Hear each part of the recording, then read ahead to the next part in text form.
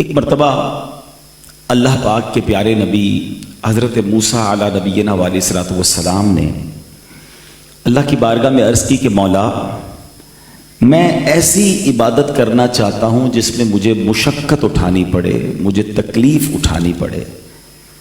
اب غور کیجیے حضرت موسیٰ کی یہ التجا کیسی ہے کہ عبادت وہ کرنی ہے جس میں تکلیف اٹھانی پڑے۔ ہم کہتے ہیں کوئی ایسی نیکی بتائیں جو آسان ہو، اور حضرت موسیٰ اللہ سے کیا عرض کر رہے ہیں؟ یاد رکھیے افضل الاعمال احمزها، افضل عمل وہ ہوتا ہے جس میں تکلیف ہو، جو کرنا مشکل ہو۔ تو نارملی اب جیسے سردیاں ہیں، کبھی کبھی گرم پانی نہ ملے تو ٹھنڈے پانی سے وضو کرنا مشکل ہو جاتا ہے، فجر میں اپنے بستر کو چھوڑ کر نیند قربان کر کے نماز پڑھنا مشکل ہوتا ہے، گرمیوں میں بعض اوقات روزے رکھنا مشکل ہو جاتے ہیں۔ آج کل ایک بڑی مشکل لوگوں کو اپنی زکوٰۃ نکالنا بھی ہوتی ہے، بھائی اتنے سارے پیسے دل سے نکل نہیں رہے ہوتے۔ تو واٹ ایور جو عبادت جس کے لیے مشکل ہے، اب اگر وہ اس عبادت کو کرتا ہے، اس نیکی کو کرتا ہے تو اس کو زیادہ ثواب ملتا ہے۔ یہ پہلے تو ایک فارمولہ یاد کر لیجئے۔ روایتوں میں یہ بھی آتا ہے کہ ایک تو وہ ہے جو قرآن سہل آسان طریقے سے پڑھتا ہے، وہ پڑھتا جائے تو اسے اجر ملے گا، مگر وہ جس کے لیے پڑھنا مشکل ہے، بعض لوگوں کی زبان میں لکنت ہوتی ہے، بعض پراپر پڑھ نہیں سکتے، تو فرمایا اگر وہ پڑھے گا تو اس کو ڈبل ثواب ملے گا، کیونکہ اس کو پڑھنا ڈیفیکلٹ ہو رہا ہے نا۔ تو ڈیفیکلٹی کی وجہ سے، مشکل ہونے کی وجہ سے نیکی نہ چھوڑیں، بلکہ وہ نیکی اور کریں کیونکہ اس کا اجر زیادہ ہے۔ تو حضرت موسیٰ نے اللہ سے کہا کہ مولا مجھے وہ عبادت بتا جس میں مجھے مشقت ہو۔ جواب ملا کہ اے موسیٰ میرا ذکر بلند آواز سے کرنا شروع کر دو۔ حضرت موسیٰ حیران ہوئے کہ اللہ کا ذکر کرنے میں کون سی تکلیف ہے؟ آپ نے ذکر کیا، آپ کو مزہ آنے لگا، آپ نے دوسرے دن ذکر کیا اور لطف آنے لگا، بلند آواز سے ذکر کیا، سرور آنے لگا۔ اللہ سے عرض کی مولا مجھے تو تیرے ذکر میں لطف آ رہا ہے، یہ تو کوئی مشکل نہیں، اس میں تو کوئی ڈیفیکلٹی نہیں ہے۔ سبحان اللہ۔ تو ارشاد ہوا اے موسیٰ آپ کو میرے ذکر میں لذت آ رہی ہے، یہ تو میری مہربانی ہے، رب کی احسان ہے، ورنہ فرعون کو دیکھیں کہ اپنا تاج و تخت، قوت و سلطنت سب برباد کر لیا، اپنے آپ کو پانی میں غرق کروانا اس نے برداشت کیا، مگر ایک بار اس کی زبان پر میرا نام نہ آیا۔ ایک بار نام لے لیتا، ایک بار اللہ کا اقرار کر لیتا، سب بچ جاتا، سب کچھ برباد ہو گیا، مگر ایک بار وہ میرا نام نہ لے سکا، اس کے لیے اتنا مشکل تھا۔ What a beautiful answer. سمجھ کیا آیا؟ یہ بالکل دو اور دو چار والی بات ہے۔ کچھ لوگوں کو ذکر میں لطف آتا ہے، کچھ لوگوں کو ذکر میں مزہ آتا ہے، کچھ لوگوں کو نماز کا شوق ہوتا ہے، کچھ لوگوں کو تلاوت میں سکون آ رہا ہوتا ہے، کچھ لوگوں کو اللہ رسول کے ذکر کی محفل میں انجوائمنٹ ہو رہی ہوتی ہے، اور کچھ لوگ ہوتے ہیں نہ ذکر کر پاتے ہیں، نہ نماز پڑھ پاتے ہیں، نہ محفل میں بیٹھ پاتے ہیں، جب اللہ رسول کی بات کرو بور ہونا شروع ہو جاتے ہیں۔ اس کا مطلب یہ ہوا کہ اگر مجھ پر اور آپ پر ذکر الہی کرنا آسان ہے تو یہ اللہ کی مہربانی ہے، ہمارا کوئی کمال نہیں ہے۔ ذرا مل کر کہیے سبحان اللہ، الحمدللہ، اللہ اکبر، لا الہ الا اللہ، سبحان اللہ۔ یہ اللہ کی مہربانی، ہماری زبان اس کا نام لے رہی ہے نا۔ ہاں، ہر کسی کو توفیق نہیں ملتی ہے، دنیا میں اربوں لوگ ہیں جو اللہ کا نام نہیں لیتے ہیں، اللہ کو مانتے ہی نہیں ہیں۔ اچھا، کئی کلمہ پڑھنے والے جو کئی مہینوں تک اللہ کا نام نہیں لیتے، یہ بھی غور کرنے والی بات ہے نا۔ یہ جس کو موقع ملتا ہے، جس پر احسان کیا جاتا ہے، اسے توفیق ملتی ہے۔ ایک شخص تھا، وہ اللہ کا ذکر کر رہا تھا، تو اس کو شیطان نے وسوسہ ڈالا کہ تو روز اللہ کو پکارتا ہے، ادھر سے تو جواب نہیں آتا، تیرے ذکر کو تو قبول ہی نہیں کیا جا رہا، ورنہ کوئی تو جواب آتا۔ دنیا میں کسی کو پکارو تو لبیک کہتا ہے نا، رپلائی دیتا ہے، تم اللہ کو پکار رہے ہو، رپلائی تو نہیں آ رہا۔ نادان آدمی گھر پہ بیٹھ گیا، کہتا ٹھیک ہے پھر تو ذکر کا فائدہ ہی نہیں ہے، کچھ جواب تو آ نہیں رہا۔ اس زمانے میں حضرت خضر علیہ السلام پر وحی آئی کہ جا کر بتائیے۔ حضرت خضر پہنچے اس کے پاس اور جا کر فرمایا کہ مجھے رب کی طرف سے بھیجا گیا ہے کہ اے نادان، تیرے دل میں جو ذکر الہی کا خیال ڈالا وہ ہمارا ہی تو ڈالا ہوا ہے، تیری ہر بار یا اللہ میں ہماری 100 لبیک پوشیدہ ہے۔ What is the meaning? کہ جب میں ذکر الہی کر رہا ہوں، توفیق کس نے دی ہے؟ اللہ نے دی نا۔ اللہ کا نام کون اس کی اجازت کے بغیر لے سکتا؟ آج کل کچھ لوگ بڑی جرت کے ساتھ کہتے ہیں میں مسجد نہیں جاتا، جناب یہ آپ کی بھول ہے. آپ اور میں ہوتے کون ہیں مسجد میں جانے والے؟ جس کو بلایا جاتا ہے وہ جاتا ہے، جس کو موقع ہی نہیں دیا جاتا وہ کیسے چلا جائے؟ میری کیا اوقات میں یہ کہوں میں نہیں جاتا؟ نہیں جاتا تو شرمندہ ہونا چاہیے کہ مجھے بلایا نہیں جا رہا. مسجد گھر کس کا ہے؟ ذرا جواب دیجیے گا. اللہ کا گھر ہے نا. آپ کی اور میرے گھر میں کوئی بغیر اجازت آ سکتا ہے؟ بیل بجائے آپ دروازہ کھولیں، کون ہے بھائی کہ میں آپ کے گھر میں آنا چاہتا ہوں؟ ہم کہیں آئی ڈونٹ نو، میں آپ کو جانتا نہیں، آپ کیسے آ سکتے ہیں؟ یعنی میرے اور آپ کے گھر میں کوئی بغیر اجازت نہیں آ سکتا، اللہ کے گھر میں کیسے جا سکتا ہے؟ اس کا مطلب مسجد میں بھی وہی جا سکتا ہے جس کو رب بلاتا ہے. تو آج یہ جو محفل میں بھی آئے نا، انہوں نے بہت سارے لوگوں کو دعوت دی ہوگی.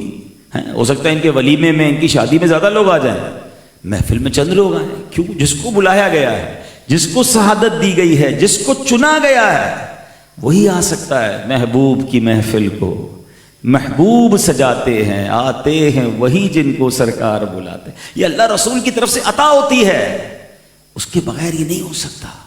تو ہمیں اب یہ غور کرنا ہے کہ میرا اللہ سے ناطہ کیسا ہے، ذکر الہی کا شوق کتنا ہے، اللہ کی یاد میرے دل میں کتنی ہے. اور اگر نہیں کر پا رہا تو مجھے اللہ ہی سے کہنا ہے کہ اللہ تو نے توفیق دینی ہے. زندگی کا ایک اصول اور یاد رکھیں کہ ہم کچھ بھی نیکی کرتے ہیں نا، یہ صرف اللہ ہی کی عطا ہوتی. کبھی یہ نہ کہ میں نے یہ کام کیا، میں نے زکوٰۃ دی تو میں نے جناب حج کیے، میں نے عمرے کیے. نہیں، لا حول ولا قوت الا باللہ العلی العظیم. کوئی نیکی نہیں کر سکتا بندہ جب تک اللہ کی توفیق نہ ہو. تو آلویز کہتے ہیں نا، نیکی کر کے بھی اللہ کا ہی شکر ادا کرنا ہے کہ اللہ تیری مہربانی، تو نے توفیق دی سجدہ کرنے کی، تو نے توفیق دی تیری راہ میں خرچ کرنے کی، تو نے توفیق دی مجھے حج یا عمرہ کرنے کی. تو یہ بات ہمیں سمجھنی ہے. اے میرے پیارے اسلامی بھائیوں، سرکار دو عالم علیہ السلام ایک بار حضرت معاذ کے ساتھ جا رہے ہیں اور کچھ صحابی گھوڑا دوڑاتے ہوئے آگے نکل گئے. ہم بھی بعض اوقات گاڑی پہ جا رہے ہوتے ہیں، موٹر سائیکل پہ جا رہے ہوتے ہیں، ہم سے لوگ آگے نکلتے ہیں. آج کل کے نوجوانوں کا تو یہ بھی مسئلہ ہے، کوئی آگے نکل جائے تو پھر اس کا ریس لگانا شروع کر دیتے ہیں، آگے کیسے نکل گئے. اب وہ نبی پاک ساتھ ہیں، حضرت معاذ ساتھ ہیں اور کچھ گھڑ سوار آگے نکل گئے. تو پیارے آقا علیہ السلام نے سوال کیا، یا معاذ این السابقون، اے معاذ آگے گزرنے والے کہاں ہیں؟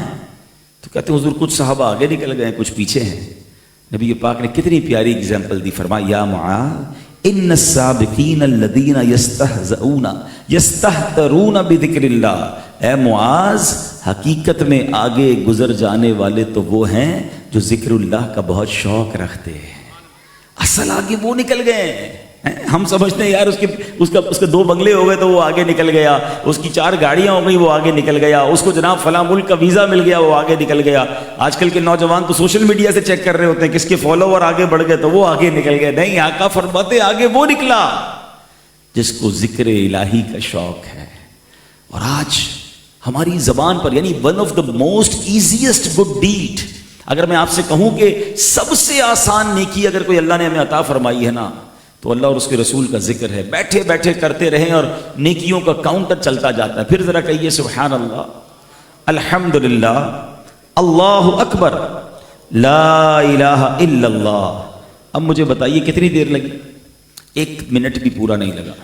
یہ 4 کلمات آپ نے اور میں نے ادا کیے، 1 منٹ نہیں لگا. بڑے بڑے بزنس مین بیٹھے ہیں، 1 منٹ میں کتنے پیسے بناتے ہیں آپ؟ جتنا بھی بڑا آپ کا کاروبار ہو، آپ مہینے کا 1 کروڑ روپے بھی کماتے ہیں نا، تو کبھی ڈیوائڈ کیجئے گا کہ پورے مہینے میں کتنے منٹ ہوتے ہیں، تو وہ 1 کروڑ پر منٹ کتنا بنتا ہے. تو شاید چند روپے بنیں گے، پھر بھی چند 100 روپے بنیں گے. مگر آپ کو اندازہ ہے کہ آپ نے اسے 1 منٹ میں کیا کمایا ہے؟ میرے نبی علیہ السلام کے سچے وعدے ہیں، جو ایک بار سبحان اللہ کہے اس کے لیے جنت میں درخت لگ جاتا ہے. ایک بار الحمدللہ کہے جنت میں درخت، ایک بار اللہ اکبر کہے جنت میں درخت، ایک بار لا الہ الا اللہ کہے جنت میں درخت. بعض اوقات کچھ لوگ ملتے بھی ہیں، کہتے ہیں یار کوئی وظیفہ بتا دیں، کوئی اسپیشل وظیفہ بتا دیں. میں کیا بتاؤں، نبی پاک نے اسپیشل وظیفہ بتایا ہوا ہے. افضل الذکر، سب سے افضل ذکر نبی پاک فرماتے ہیں لا الہ الا اللہ، سب سے افضل ذکر ہے. اچھا اتنے سارے لوگ بیٹھے ہیں، پردے میں شاید بہنیں بھی بیٹھی ہیں. اگر میں یہ سوال کروں کہ کون کون چاہتا ہے مرتے وقت میری زبان پر کلمہ جاری ہو جائے؟ ماشاءاللہ سبھی چاہتے ہیں نا، سبحان اللہ. ایسے ہی دل کے دروازے پر دستک دوں گا. آج پورے دن میں کتنی بار کلمہ پڑھا ہے؟ پچھلے پورے مہینے میں کتنی بار کلمہ پڑھا ہے؟ کمال ہے. مرتے وقت سب کو کلمہ چاہیے، زندگی میں پڑھنے کے لیے تیار کوئی نہیں ہے. सोशल मीडिया पर घंटों बिता देंगे, मगर जबान पर, मैंने कहा ना ये हर किसी के लिए आसान नहीं है। हजरत मूसा का ये कहना कि अल्लाह मुझे वो इबादत बता जो मुश्किल हो, तो क्या फरमाया, मेरा जिक्र बुलंद आवाज से कर। तो जिसकी जबान पर जिक्र जारी वो शुक्र अदा करे, और जारी नहीं तो वो समझ ले मुझ पर मुश्किल है। आप इस मुश्किल को ब्रेक करें और रोजाना देखें, उलमा फरमाते हैं जिसकी जबान कलमे की आदी होगी उसकी जबान पर मरते वक्त भी कलमा जारी हो जाएगा। तो कम से कम रोज की एक तस्बीह तो कलमे की पढ़ें, हैं कुछ तो। अच्छा, ये जिक्र और दुरूद कितनी कमाल की नेकी है। हर नेकी नॉर्मली जो फराइज है ना, उसके या तो औकात है या उसकी कोई जगह है। नमाज सबसे पहला फर्ज है ना, लेकिन कितनी बार? 5 बार। ना वक्त शुरू होने से पहले पढ़ सकते हैं, ना वक्त शुरू खत्म होने के बाद पढ़ सकते हैं, यानी कज़ा हो जाएगी। कज़ा तो पढ़ेंगे लेकिन अदा तो नहीं होगी ना। रमजान के रोजे फर्ज हैं, मगर कब रखने? रमजान में रखने हैं, इससे पहले फर्ज नहीं है। ज़कात फर्ज है, मगर साल में एक ही बार, वो भी उस पर जो मुस्तहिक है। हज फर्ज है, मगर ज़ुल्हिज्जा में होगा। सुभान अल्लाह, ये दुरूद और जिक्र कैसी नेमत है जिसके लिए कोई टाइम नहीं है, कोई लिमिट नहीं है, कोई तादाद मुकर्रर नहीं है। चलते फिरते उठते बैठते करते जाएं। और सुभान अल्लाह, सरकार दो आलम सल्लल्लाहु अलैहि वसल्लम के बारे में आता है कि नबी पाक अल्लाह अकबर कितना जिक्र करते थे। बीबी आयशा सिद्दीका रज़ियल्लाहु तआला फरमाती हैं, कान नबी सल्लल्लाहु अलैहि वसल्लम यज़कुरुल्लाह अला कुल्ली अहयानिही, कहती हैं नबी पाक अलैहिस्सलाम हर हाल में अल्लाह का जिक्र किया करते थे। अच्छा, कैसे जिक्र करते थे सब आपको पता है। मैं आपको एक याद दिलाऊंगा, बात आपको याद आ जाएगी। खाना खाने से पहले की दुआ है ना, कोई ना कोई दुआ तो है, कईयों को याद भी है। खाना खाने के बाद की दुआ, पानी पीने की दुआ, पानी पीने के बाद अल्लाह का जिक्र है, दूध पीने की दुआ, आईना देखने की दुआ, सुरमा लगाने की दुआ है, घर में दाखिल होने की दुआ, यहां तक कि बैतुल खुला में जाने से पहले की दुआ है, वॉशरूम से बाहर आ गए फिर दुआ। It means each and every step नबी पाक अल्लाह को याद कर रहे हैं, अल्लाह का जिक्र कर रहे हैं, अल्लाह से दुआ कर रहे हैं। हमारा पूरा दिन गुजरता है, हम कितनी दुआएं करते हैं। एक बार बाज़ औक़ात मस्जिद में दुआ होती है, लोग बाहर निकल जाते हैं। नोबडी केयर अबाउट दुआ। हालांकि दुआ हदीस पाक का मजमून है, अद्दुआओ मुख्खुल इबादा, दुआ इबादत का मग़ज़ है। अल्लाह कुरान में फरमाता है, उदऊनी अस्तजिब लकुम, मांगो मैं तुम्हें अता करूंगा। कमाल यह है वो देने वाला है, हम लेने वाले नहीं, हम मांगते ही नहीं है। और अगर मैं यहां से शुरू करूं ना, सबसे पूछूं बताओ यार आपके क्या क्या मसले हैं, तो हर कोई किसी ना किसी एक नहीं बल्कि बंदे 4-4 5-5 प्रॉब्लम बता देंगे। यार ये भी काम रुका हुआ है, ये भी मसला, फलां बीमार भी है, कर्जा भी है, ये भी टेंशन चल रही है। इतने सारे प्रॉब्लम्स हैं और सबका ईमान यह है कि प्रॉब्लम हल करने वाला कौन है? अल्लाह करीम है। मुसब्बिबुल असबाब वही है, शाफिउल अमराद वही है। यानी जहां से मसले हल होने उससे नहीं मांग रहे। हो ये गया है कि हम सबके पास जा रहे हैं, हम रब के पास नहीं जा रहे, हम सबसे बात कर रहे हैं, अल्लाह से बात नहीं कर रहे। हालांकि नबी पाक हर वक्त अल्लाह का जिक्र किया करते। तो प्लीज दुआ को, जिक्र को, दुरूद को अपनी हैबिट में शामिल करें। और वल्लाही आप ये करना शुरू तो करें, फिर आप देखें आपकी रोजी में बरकत कैसे होती है, आपके चेहरे पे नूर कैसा आता है, आपकी जबान में मिठास कैसे आती है, आपकी टेंशन्स दूर कैसे होती हैं। अल्लाह रसूल का जिक्र तो रहमतों के नुज़ूल का सबब है ना, हमने उस जिक्र को ही छोड़ दिया। हालांकि बुजुर्गान दीन कितना जिक्र करते। एक बुजुर्ग के बारे में आता है, कहीं किसी सड़क से गुजरे, थोड़ी देर बाद आए फिर गुजरे, तो किसी ने कहा आप गुजर तो गए थे फिर क्यों आए? कहते मेरी नीयत यह है मैं जहां जहां से गुजरूं उस जगह को अल्लाह के जिक्र का गवाह करूं। इस सड़क से गुजर गया था, जिक्र इलाही करना भूल गया था। इस कदर अल्लाह का जिक्र करते थे। अनफॉर्चुनेटली हम भी गुजरते हैं रोजाना, गाड़ी के अंदर गाने बजाकर, सारा रास्ता गुनाहों का गवाह हो रहा है। सोचिए अगर हम उसी कार में बैठकर, उसी मोटरसाइकिल पर, उसी बस में अगर मैं अल्लाह का जिक्र करता रहूं, कलमा पढ़ता रहूं, दुरूद पढ़ता रहूं, कदम कदम गवाह होती जाएगी कि मौला इस जगह पर इस बंदे ने तेरा नाम लिया था। जो नमाजी होते हैं ना, उनकी एक और खूबसूरत आदत क्या होती है, नॉर्मली हम ट्रैवल करते हैं कहीं ना कहीं दुनिया में जा रहे होते हैं, पाकिस्तान पे जा रहे होते हैं, जो नमाजी होते हैं ना वो हर जगह पहुंच के नमाज पढ़ रहा होता है। इसका फायदा पता है क्या होगा कि जमीन के मुख्तलिफ टुकड़ों को वो सजदे का गवाह बना रहा है, जमीन के मुख्तलिफ हिस्सों को वो नमाज का गवाह बना रहा है, क्योंकि नमाजी है, नमाज तो पढ़ेगा। और अगर जो जगह जगह जाकर हराम कर रहा है, गुनाह कर रहा है, वो जमीन के मुख्तलिफ हिस्सों को अपने गुनाह का गवाह कर रहा है। और याद रखिए सूरह ज़िलज़ाल में कुरान फरमाता है ना कि जमीन उस दिन गवाही देगी, ऐ अल्लाह इसने जमीन पर क्या किया था, کیسے اس گواہی کو ہم برداشت کر سکیں گے اگر زمین کے مختلف ٹکڑے ہمارے حرام کاموں کی، ہمارے برے کاموں کی گواہی دیں گے؟ تو بہرحال میرے پیارے اسلامی بھائیوں، ذکر الہی کیجئے اور دل و جان سے کیجئے۔ اللہ کریم قرآن مجید میں کیا پیارا انعام عطا فرماتا ہے، اور یاد رکھیے یہ وہ انعام ہے جو پچھلی امتوں کو عطا نہیں ہوا، یہ صرف اسی امت کو عطا ہوا۔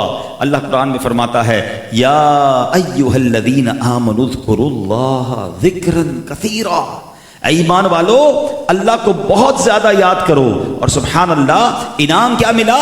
فاذکرونی اذکرکم، تو تم مجھے یاد کرو میں تمہیں یاد کروں گا۔ اور اس کی تفسیر کتنی پیاری ہے، ذرا سنیے گا، ایمان تازہ ہو جائے گا۔ تفسیر نعیمی میں مفتی احمد یار خان نعیمی فرماتے ہیں اے لوگو میرا ذکر کرو، اس کا نتیجہ یہ ہوگا کہ عالم میں تمہارا چرچا ہوگا۔ تم مجھے اطاعت سے یاد کرو، میں تمہیں رحمت سے یاد کروں گا۔ تم مجھے دعا سے یاد کرو، میں تمہیں عطا سے یاد کروں گا۔ تم مجھے حمد و ثنا سے یاد کرو، میں تمہیں نعمت سے یاد کروں گا۔ تم مجھے دنیا میں یاد کرو، میں تمہیں آخرت میں یاد کروں گا۔ تم مجھے راحت و آرام میں یاد کرو، میں تمہیں مصیبت و بلا میں یاد فرماؤں گا۔ تم مجھے مجاہدہ یعنی نیکیوں کی کوشش سے یاد کرو، میں تمہیں ہدایت سے یاد کروں گا۔ اے لوگو تم کہو یا ربی یعنی اے میرے رب، تو میں کہوں گا عبدی اے میرے بندے۔ تم کہو میں گناہگار ہوں، میں کہوں گا میں غفار ہوں۔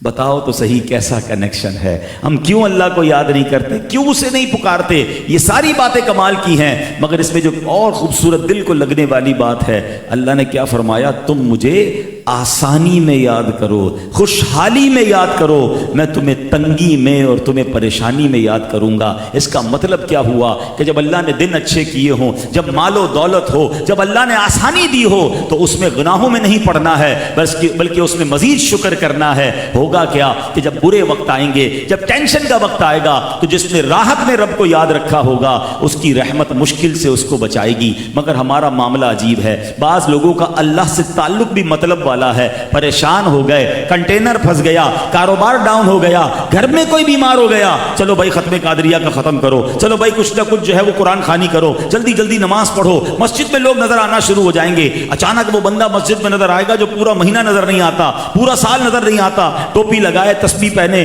تسبیح ہاتھ میں لیے مسجد میں آ گیا، بھائی خیریت تو ہے؟ بس یار ایک جگہ پیسے پھنس گئے تھے اس لیے آیا تھا، ماں بیمار تھی اس لیے آیا تھا۔ میں نہیں کہتا مشکل میں نہ آؤ، ضرور آؤ، اللہ کو نہیں پکاریں گے تو کس کو پکاریں گے؟ مگر جیسے ہی تھوڑے دن ہوتے بندہ پھر غائب ہو جاتا ہے۔ بھئی خیریت تو یہ ہے، وہ مارکیٹ سیٹ ہو گئی، مال بک گیا، کنٹینر ریلیز ہو گیا۔ اس کا مطلب یہ ہوا کہ اللہ کے پاس اتنی دیر کے لیے آئے جتنی دیر آپ کا کام اٹکا تھا۔ نہیں میرے پیارے اسلامی بھائیوں، کیا خوبصورت بات فرمائی مفتی احمد یار خان نعیمی نے کہ رب فرما رہا ہے مجھے خوشحالی میں یاد رکھنا، میں تمہیں غم میں یاد رکھوں گا، میں تمہیں تکلیف میں یاد کروں گا۔ تو یہ بات بڑی کمال کی ہے کہ جب دن اچھے ہوں ان دنوں میں بھی نافرمانی نہیں کرنی ہے۔ لیکن دنیا کا بھی طریقہ ہے کہ جب عطائیں کوئی کرتا ہے، کوئی ہمیں تحفہ دے، کوئی ہمیں بونس دے، ہم کیا کرتے ہیں؟ یار اس کو ناراض نہیں کرنا ہے، اس نے خیال رکھا ہے ہمارا۔ مگر اللہ سے تعلق کتنا عجیب ہے کہ جب رب تعالیٰ کوئی نعمت دیتا ہے تو ہونا کیا چاہیے تھا کہ ہمارے سجدے بڑھ جاتے، وہ عطائیں بڑھاتا، ہمارا شکر بڑھتا۔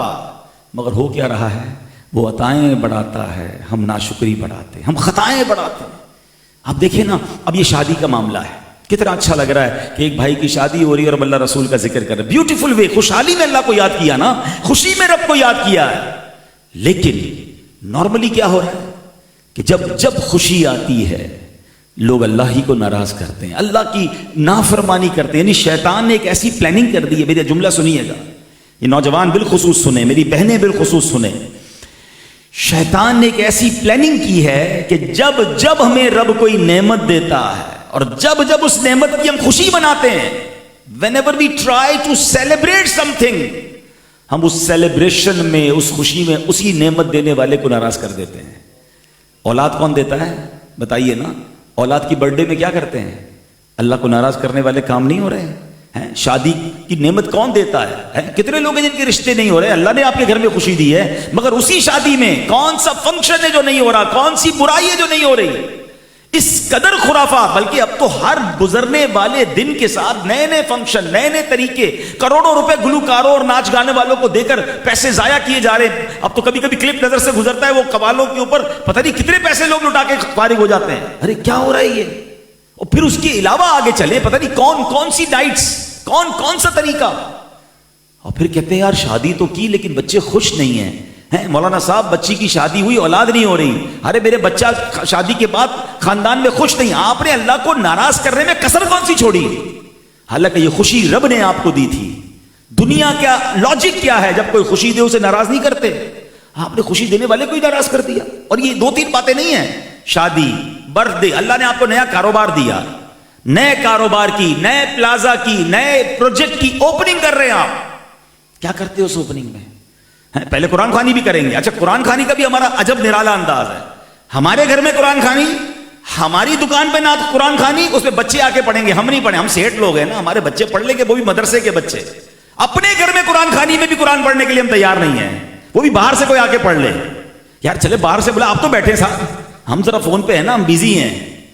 اللہ اکبر، قرآن خوانی بھی پڑھنے کے لیے تیار نہیں، اور جیسے ہی قرآن خوانی ختم ہوئی تو میوزک شروع ہو جائے گا۔ آپ پلیز سوچیں، یہ شیطان کا وار سمجھو، یہ نعمتیں برباد کرنے کا طریقہ ہے۔ حضرت حسن بصری رحمۃ اللہ تعالی علیہ فرماتے ہیں جب تک کسی نعمت کا شکر ادا کیا جاتا ہے اللہ اس نعمت میں برکت ڈال دیتا ہے، اور جب ناشکری کی جاتی ہے تو بعض اوقات وہی نعمت عذاب بنا دی جاتی ہے۔ نعمت کو عذاب بنتے آپ نے کئی بار دیکھا ہوگا، اولاد نعمت ہے نا، کئی لوگ ہیں اولاد کے پریشان ہیں، اولاد اتنا تنگ کرتی ہے۔ شادی نعمت ہے، کئی لوگ شادی کے بعد پریشان ہو گئے۔ دولت نعمت ہے، کئی لوگوں کے پاس دولت آئی اور اس کے ساتھ ٹینشن اتنی آ گئی کہ بیمار ہو گئے۔ نعمت عذاب کیسے بن گئی؟ تو چیک کریں کہ اس نعمت کا شکر ادا کر رہے ہیں کہ نہیں۔ خدا را آج ایک جملہ یاد کر کے چلے جائیں۔ میں پہلے ایک سوال کرتا ہوں، پھر ایک نیت کروا دیتا ہوں۔ مجھے بتائیں وہ کیسی خوشی ہے کہ میں راضی، میرے گھر والے راضی، اور نعمت اور خوشی دینے والا رب ناراض؟ یہ خوشی بنتی ہے؟ آج سے نیت یہ کر لو، یہ نوجوانوں کو اسٹینڈ لینا پڑے گا۔ آپ اپنی شادی میں، اپنی خوشی میں خود کہیں اپنے گھر والوں کو کہ میں ایسے خوشی نہیں مناؤں گا کہ مالک کو ناراض کر دوں۔ چند دوست راضی ہو جائیں گے نا آپ کے فنکشن کرنے، آپ کی آتش بازی کرنے، آپ کی بے حیائی کے کام کرنے سے 200-400 شاید لوگ آپ کے دوست راضی ہو جائیں گے، لیکن ساری زندگی اگر رب ناراض ہو گیا تو کدھر جاؤ گے؟ وہ ساری لائف تو آپ نے خود گزارنی ہے نا۔ تو ان 2-4 دوستوں کے لیے، 10 دوستوں کے لیے اللہ کو ناراض مت کرنا۔ ایک نیت کر لو کہ جب زندگی میں خوشی مناؤں گا میں ایسے خوشی مناؤں گا کہ میں بھی راضی، میری فیملی بھی راضی، خوشی دینے والا رب بھی راضی۔ اور جس دن آپ نے اس طرح خوشیاں منائی نا، پھر دیکھیں کیسے ملٹیپلیکیشن ہوتی ہے، کیونکہ اللہ نے خود قرآن میں وعدہ فرمایا نا، لَإِن شَكَرْتُمْ لَأَزِيدَنَّكُمْ، تم میرا شکر ادا کرو میں تمہیں اور عطا کروں گا۔ What a beautiful way. اگر آپ ملٹیپلائی کرنا چاہتے ہیں اپنے مال میں، اپنی اولاد میں، اپنی نعمتوں میں، آپ شکر گزاری کا استعمال کیجئے اور اللہ کی نافرمانی سے اپنے آپ کو بچائیے۔ تو بہرحال میرے پیارے اسلامی بھائیوں، فَاذْكُرُونِي أَذْكُرْكُمْ، تم میرا ذکر کرو میں تمہارا ذکر کروں گا۔ کیا خوبصورت۔ ایک بار کیا ہوا، پیر مہر علی شاہ صاحب، آپ تو سبحان اللہ سید بھی ہیں، اہل رسول بھی ہیں، اور اس عظیم بزرگ ہیں، بہت پیارے مجھے پیر مہر علی شاہ صاحب سے، آئے ہے کیسے عاشق رسول ہیں۔ آپ وہی ہیں جن کو نبی پاک کا دیدار نصیب ہوا، اور آپ نے کلام لکھا، اج سکھ میں تراں دی بدھیری ہے، کیوں دل دی اداس گھنیری ہے، لو لو وچ شوق چنگیری ہے، اج نینا لائیاں کیوں جھڑیاں۔ آپ کا کلام کس طرح محبت سے پڑھا جاتا ہے۔ آپ ایک بار، آپ ہر سال بابا فرید کے مزار پر جایا کرتے تھے، خود اتنے بڑے بزرگ ہیں، اور کہاں جاتے تھے؟ بابا فرید شکر گنج رحمۃ اللہ تعالیٰ کے بازار۔ وہ آپ کو ایک بد مذہب مل گیا، کہتا ہے آپ سید ہو کر، عالم دین ہو کر بازار پر آتے ہیں۔ پہلے تو میں یہ بتا دوں کہ بازارات پہ جانا یہ تو نبی پاک اور صحابہ کا طریقہ ہے۔ پیارے آقا ہفتے میں ایک بار بعض روایت کے مطابق شہدائے احد پر تشریف لے جاتے تھے۔ تو وہاں کس کا مزار ہے؟ حضرت حمزہ کا مزار ہے، وہاں پر شہدائے احد کا مزار ہے۔ تو قبروں پر جانا، فاتحہ پڑھنا یا ان قبروں کے پاس جانا نبی پاک کا طریقہ۔ خود بقی شریف میں نبی پاک جاتے تھے، صحابہ کرام جاتے رہے شہدائے احد پر۔ تو یہ تو اللہ والوں کا طریقہ ہے۔ ہاں وہاں اگر کوئی غلط کام کرتا ہے اس کو ہم بھی کنڈیم کرتے ہیں، مگر بازار پر جانا تو غلط نہیں ہے۔ تو پیر مہر علی شاہ صاحب جاتے تھے بابا فرید کے پاس۔ تو کسی بد مذہب نے کہا اب اللہ کے اتنے بڑے نیک بندے ہو کر، عالم دین ہو کر، آپ مزار پہ آتے ہیں؟ آئے ہائے ہائے کیا جواب۔ بولا کہ میں تو قرآنی تفسیر کو آنکھوں سے دیکھنے آتا ہوں ادھر۔ کہ مزار پہ کون سی قرآن کی تفسیر آپ کو ملتی؟ کہ میں تو نظروں سے تفسیر کو دیکھنے آتا ہوں۔ کہ کون سی تفسیر، کس آیت کی تفسیر؟ پیر مہر علی شاہ صاحب تو کمال تھے نا. فرماتے اللہ نے قرآن میں فرمایا فذکرونی اذکرکم, اللہ نے فرمایا تم مجھے یاد کرو میں تمہیں یاد کروں گا. بابا فرید ساری زندگی اللہ کو یاد کرتے رہے. میں دیکھنے آیا کہ اب ان کا چرچا کیسا ہے. وہ اللہ اللہ کرتے رہے, مخلوق فرید فرید کر رہی ہے. آج ساری دنیا انہیں یاد کر رہی ہے. اللہ نے سب کی زبان پر ان کا چرچا کیوں جاری کیا کہ انہوں نے ساری زندگی اللہ کو یاد کیا. اور آپ اب تمام اولیاء کرام کو جان لیں کہ ہم نے غوث پاک کو دیکھا نہیں ہے, مگر واللہ بچپن سے غوث پاک کا نام لیا ہے. ارے بچپن سے ماں باپ نے غوث پاک کی محبت گھٹی میں ڈالی ہے. ہماری داتا صاحب سے کبھی ملاقات نہیں ہوئی ہے, مگر جب زندگی میں موقع ملتا ہے لاہور جانے کو جی چاہتا ہے. شاید رشتہ دار ہوں ان کے گھر پہ جانے کو اتنا جی نہیں چاہتا جتنا داتا دربار پر جانے کو جی چاہتا ہے. یہ محبت کدھر سے آ گئی؟ ارے اتنا پیار کیسے آ گیا؟ آپ چلے تو صحیح, محرم میں جائیں, لاکھوں لوگ بابا فرید کے آستانے پر کھڑے ہوتے ہیں. الحمدللہ کئی راتوں میں نے بھی لائنوں میں لگ کر ملاقات کی ہے. دنیا میں کسی بادشاہ کے دربار پر لائن میں لگنے کا کبھی خیال نہیں آیا, مگر بابا فرید کی چوکھٹ سے گزرنے کو جی چاہتا ہے. ارے سبحان اللہ, کسی عاشق اولیاء سے پوچھو تو اولیاء کرام کی بارگاہ میں جانے کا شوق بڑا ہے. اس کی وجہ کیا ہے؟ یہ کیوں دلوں میں محبت ہے؟ میں آپ کو ایک حدیث سناتا ہوں. حدیث پاک کا خلاصہ ہے کہ اللہ کریم جب کسی بندے سے محبت فرماتا ہے, اللہ فرشتوں سے فرماتا ہے اس بندے سے محبت کرو. آسمانوں میں اس بندے کا ذکر شروع ہو جاتا ہے, اور پھر اللہ دنیا میں بندوں کے دلوں میں اس کی محبت ڈالتا ہے. اس کا مطلب یہ ہے کہ اگر آج میں اور آپ کسی مسلمان سے, کسی اللہ کے نیک بندے سے پیار کر رہے ہیں, اس سے پہلے آسمانوں پہ چرچا ہو چکا, اس سے پہلے فرشتوں میں بات ہو چکی, اس سے پہلے اللہ نے وہاں اس کے چرچے کو بلند کر دیا ہے. یہ وہی قرآن پاک کی تفسیر ہے, فذکرونی اذکرکم, تم میرا ذکر کرو میں تمہارا چرچا کروں گا. پرابلم یہی ہے, اب اللہ ہی کا تو ذکر نہیں کر رہے, یہ اللہ کا ذکر کر کے چلے گئے. صدیاں گزر گئی ہیں, ان کا چرچا بلند ہے بلکہ بڑھ رہا ہے. رہے گا یوں ہی ان کا چرچا رہے گا. پڑے خاک ہو جائیں جل جانے والے. ہر سال میلاد کے خلاف بات کرنے والے آتے ہیں, ہر سال میلاد بڑھتا جا رہا ہے, ہر سال 11ویں شریف میں کچھ لوگوں کو تکلیف ہوتی ہے, ہر سال میرے غوث کا چرچا بڑھتا جا رہا ہے. ابھی پچھلے دنوں معراج منایا ہے, ہر سال کچھ لوگوں کے پیٹ میں درد ہوتا ہے, ہر سال معراج کا جشن بڑھتا جائے گا. اللہ والوں کا ذکر بڑھے گا. کیوں؟ انہوں نے اللہ کا ذکر بلند کیا, اللہ نے ان کا ذکر بلند کر دیا. بتاؤ نا, 25 50 100 سال پہلے کسی انفلوئنسر کا نام بتا دیں, 200 سال پہلے کسی دنیا کے پاپولر جناب سوشل میڈیا یا میڈیا کی پرسنالٹی کا نام بتائیں, آپ کو نہیں پتا ہو. لوگوں کو 5-10 سال کا فیم ملتا ہے, 15 سال کا فیم ملتا ہے. لوگ کہتے ہیں یار زمانہ اسی کا, دیکھو اتنے فالوور. آج جس کے فالوور ہے 10 سال پہلے اس کو کوئی جانتا بھی نہیں تھا, اگلے 10 سال بعد کسی اور کو جانیں گے. بے وفا ہے دنیا, اس چکر میں نہ پڑا کریں کہ یار میں ٹرینڈنگ میں آ جاؤں, میں فیم میں آ جاؤں, میرا پیج مقبول ہو جائے. جناب پہلے تو یہ بات سمجھ لیں, شہرت الگ چیز ہے, عزت الگ چیز ہے. شہرت تو بہت سارے لوگوں کو مل جاتی ہے. اگر آج شیطان کا فیس بک پیج ہوتا تو شاید دنیا میں سب سے زیادہ فالوور اس کے ہوتے. دنیا کا کون سا مذہب ہے جو شیطان کو نہیں جانتا؟ ہر مذہب کے لوگ, دنیا کا ہر بندہ شیطان کو جانتا ہے. مشہور ہو گیا نا, it means the most popular personality کون ہوا؟ فرعون کو کون نہیں جانتا؟ تو کیا وہ بہت قابل ہو گئے؟ شہرت الگ چیز ہے. ناچ گانے والے کو بھی شہرت مل جائے گی. خواجہ غریب نواز کو شہرت نہیں عزت ملی ہے.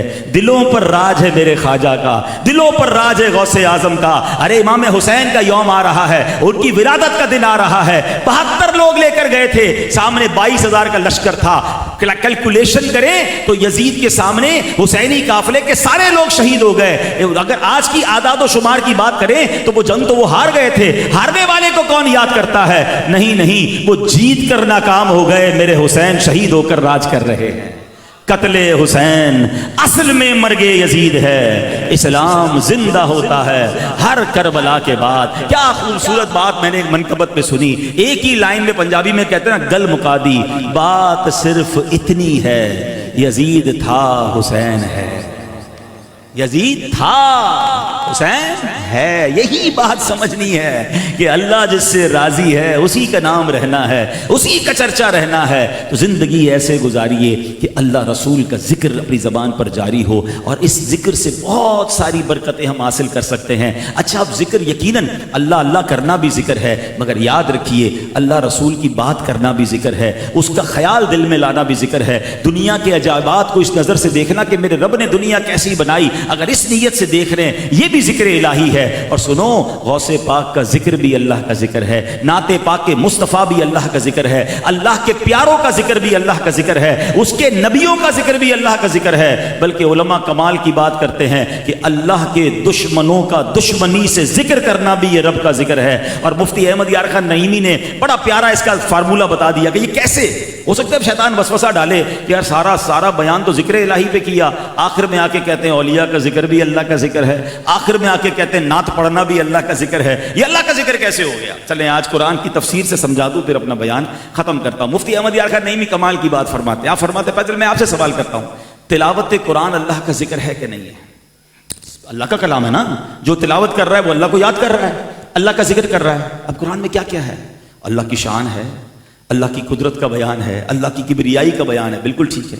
مگر کیا اس میں نبی پاک کا ذکر نہیں ہے؟ بتائیے نا, کہ نبی پاک کی نعتیں نہیں ہیں؟ اگر کوئی پڑھ رہا ہے وما ارسلناک الا رحمۃ للعالمین, ذکر الہی ہو رہا ہے نہیں ہو رہا؟ قرآن پڑھ رہا ہے نا, تو اس کا مطلب نعت پڑھنا بھی اللہ کا ذکر ہے. وہ پڑھ رہا ہے والضحیٰ واللیل اذا سجا, یاسین, میرے آقا کو کبھی طٰہٰ پکار رہا ہے, کبھی قرآن کے تحویل قبلہ کی آیت پڑھ رہا ہے. اس کا مطلب ذکر مصطفیٰ کا ہو رہا ہے, ثواب ذکر الہی کا مل رہا ہے. اچھا صرف نبی پاک کا ذکر نہیں ہے, نبیوں کا ذکر بھی ہے, اللہ والوں کا بھی ذکر ہے, بی بی مریم کا بھی ذکر ہے, اولیاء کا بھی ذکر ہے.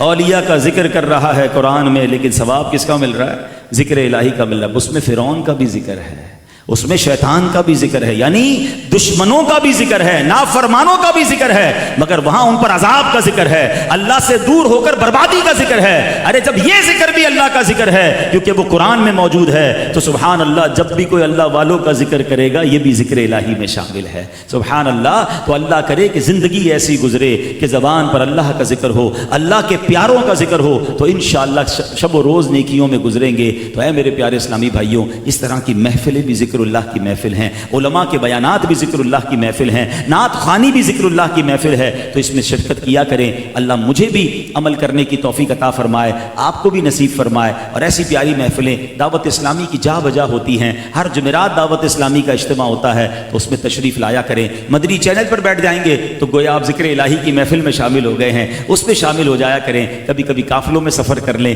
تو مزید انشاءاللہ پریکٹیکلی ذکر الہی کرنے کا موقع ملے گا. اور ان تمام ذکر الہی میں ایک افضل ترین ذکر یہ ہے کہ جب بندہ نماز پڑھتا ہے, فرمائے نماز پوری باڈی ذکر کر رہی ہے, اعضاء بھی ذکر کر رہے ہیں نا, زبان بھی کر رہی ہے, آپ تلاوت بھی کر رہے ہوتے ہیں, آپ تسبیح بھی پڑھ رہے ہوتے ہیں, اور رکوع کر رہے ہیں, سجدہ کر رہے ہیں, ہاتھ باندھ رہے ہیں, each and every part of your body یہ اللہ کے ذکر میں مصروف ہوتا ہے. تو نماز کو پابندی سے تھام لیجئے. اب تو ویسے بھی 15 شعبان آنے والی ہے, یہ مہینہ میرے آقا کا مہینہ ہے, اور 15 شعبان کو اللہ کی بارگاہ میں ہمارے اعمال پیش ہونے ہیں. تو جب اعمال پیش ہونے ہیں, رپورٹ جانی ہے, تو اب تو یہ دن توبہ والے, استغفار والے اور نماز والے ہو جائیں, تاکہ اللہ کی بارگاہ سے ہمیں مغفرت کا پروانہ ملے. اللہ مجھے بھی عمل کرنے کی توفیق عطا فرمائے, آپ کو بھی نصیب فرمائے. آمین بجاہ النبی الامین صلی اللہ تعالی علیہ وسلم. صلو علی الحبیب.